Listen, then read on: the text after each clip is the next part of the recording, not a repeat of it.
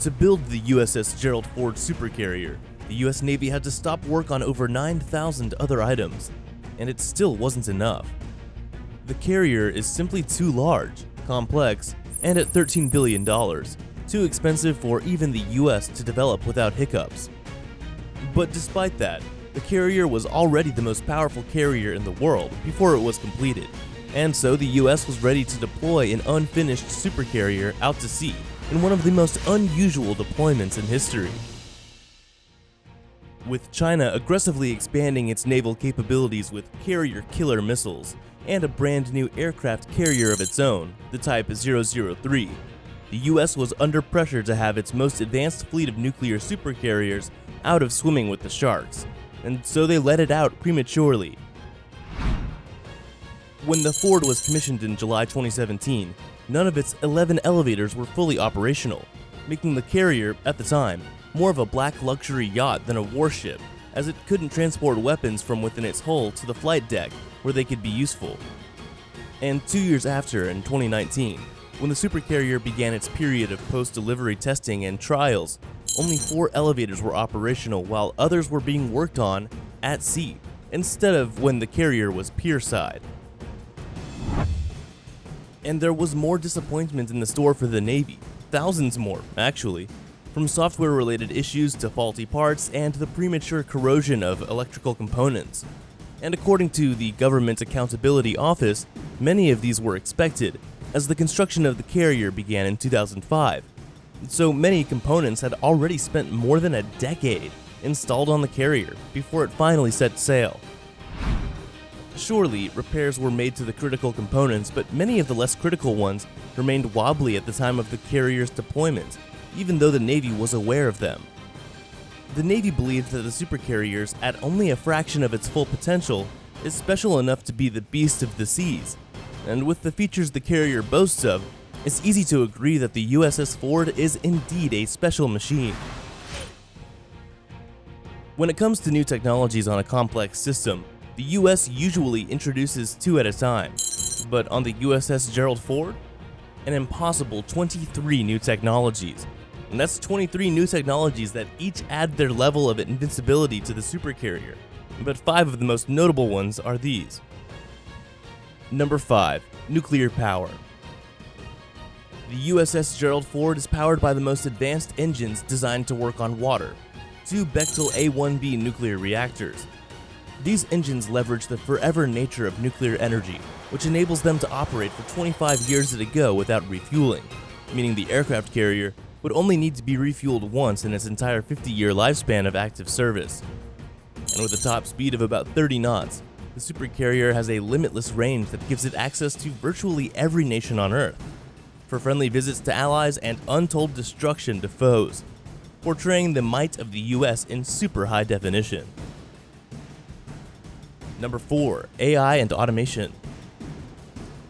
The USS Ford Supercarrier is a perfect blend of brute force and intelligence that exploits artificial intelligence and automation, particularly via unmanned vehicles, to execute tasks more efficiently than its preceding Nimitz-class carriers, and with up to 10% fewer crew members too. With fewer members on board comes more free space in the ship's hull to hold more systems, weapons, life enhancement features such as ergonomic spaces and gymnasiums, which ultimately results in increased quality of life for the ship's crew members. Number 3. New sensors, processing systems, and weapons. The USS Gerald Ford is the only vessel to feature a single system for horizon and volume search, which is the AN/SPY-3 multifunction radar for X and S-band active electronically scanned array. It is America's best radar system to handle surveillance, air traffic control, missile communications, and spot targets from tens of miles away. And once they're spotted, the carrier can react accordingly with any of its long line of armament, including the RIM-162 ESSM and RIM-116 RAM surface-to-air missiles. It's everything-destroying PHALANX CIWS and M2 50 cal 12.7mm machine guns, laser-directed energy weapons, and the fighter jets on board. Number 2. 5th and 6th generation fighter jets. The USS Gerald Ford can carry more than 75 manned and unmanned aircraft at a time. Of these aircraft is the Navy's flagship carrier-based fighter, the 5th generation F-35C Lightning II Joint Strike Fighter, whose development program remains the most expensive weapons development program of the Pentagon to date, with a reported cost of $400 billion. And with such a huge amount came a combo of capabilities that had never before been seen on a fighter, including embedded sensors and vertical takeoff and landing, VTOL. However, peachy as the F-35 is now, American 6th generation FA-XX Navy fighters may not be too far into the future, and so the USS Gerald Ford is already equipped with the technologies required to host them, particularly with the Advanced Launch and Arrest Systems. Number 1. Advanced Launch and Arrest Systems. Perhaps the most popular tribalizing features of the USS Gerald Ford are its launch and arrest systems that make the supercarrier compatible with virtually every kind of manned and unmanned aircraft. The launch system is known as the Electromagnetic Aircraft Launch System, or EMALS for short, and it uses linear induction motors to launch all types of fixed-wing manned or unmanned aircraft, a massive upgrade from the steam-powered launch system, which is the next best thing. For the arrest system that will help aircraft slow to a stop quickly when they land, the USS Gerald Ford has its intelligent digital self-diagnosing turboelectric advanced arresting gear for that task, an arresting system that's miles ahead of its closest rival, the Mark 7 hydraulic arresting gear on the Nimitz-class carriers. And the reward for wielding the most advanced launch and arrest systems in the world? 4,100 takeoffs and 16,500 arrests before faults. But that's only on paper. In reality, these systems, like many other factors, have been a source of embarrassment for the US Navy, and a reason that many critics consider the USS Ford an overpriced, time-wasting, giant fiasco. There are actually understandable reasons to be disappointed in the USS Ford. Its launch system, designed to average 4,100 launches between faults, has so far only managed 181. And its arrest system, which should average 16,500 recoveries between failures, managed only 48.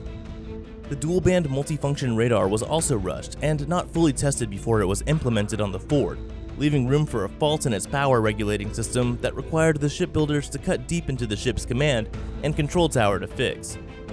The reason for such a rush was a scattered timeline that was in every way against what the Navy and the ship constructors had planned. In 2008, the contract for the construction of the USS Gerald Ford would reach Newport News Shipbuilding, the company that designs and builds all American aircraft carriers. The contract allowed for the construction of the warship to commence, even though many of the technologies that would feature on it were only just being developed. This impatience will prove costly, as when the technologies would finally be complete, they would require up to 19,000 design changes to be made to the Ford to integrate seamlessly well. The arresting gear, in particular, whose engineering and manufacturing began in 2005, was expected to be ready in 4 years, but that was overly optimistic, to say the least, as this critical component to the supercarrier would be incomplete for well over a decade and cost more than 5 times more than initial estimates, from $143 million to a whopping $1 billion. The electromagnetic launch system, on the other hand, was months behind schedule, which didn't help with morale either, as these were some of the carrier's pinnacle technologies, failing terribly in timeline, costs, and performance. And that forced some high-level officials such as Senator John McCain, chair of the Senate Armed Services Committee, to admit that the installation of up to 23 new technologies on such a complex platform at a time was a huge mistake, one that had made the risks unmanageable and potentially destroyed the entire program. But the program wasn't destroyed, far from it. Amidst all the trials and setbacks, the USS Gerald Ford would eventually soar to become the most capable aircraft carrier in history, filled with the complete suite of technologies that it was designed to contain. And the supercarrier has since gone through multiple tests in recent years to prove that where it passed in flying colors, surpassed more than 8,000 launches and recoveries, evaluated her engagement with required threats, earned certifications in combat systems area, and completed 18 months of post-delivery trials in the spring of 2021 where over 400 pilots earned their certifications. At this rate of progress, the supercarrier could be ready and certified capable of being deployed into real-life battle situations in 2022. setting the trail for a new generation of American nuclear-powered aircraft carriers powerful enough to level entire cities at the push of a few red buttons. Speaking of red buttons, kindly push the subscribe button below to subscribe to this channel. It helps with the algorithm. And if you learned a thing or two from this video, give it a thumbs up. That'll be all for now. Thanks for watching!